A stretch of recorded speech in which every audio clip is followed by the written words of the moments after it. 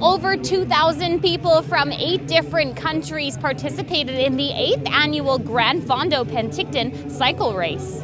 It's a difficult race. Yeah, 160K in the heat can be difficult. So far, so good. We started at 7 a.m. this morning, the 8th annual Prospera Gran Fondo Axle Works Okanagan, under beautiful skies. It's going to be quite likely the best weather we've ever had. We love to see the people come from out of town to participate in a more or less a world-class event. The event had 4 different distance levels, from 55 to 160 kilometers. You can count on the weather.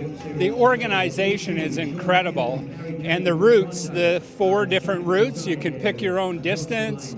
The support along the way is incredible. Our goal was to win, and we didn't win. But we had a great ride still, and we were very aggressive. No injuries. No injuries. Yeah, so, and now it's all about the parties. Supporters lined the streets of downtown Penticton, cheering on the participants.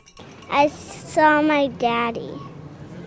How far did he bike? So far. The ride began and ended here at Okanagan Lake Park, where cyclists were greeted with a party atmosphere at the end of the ride.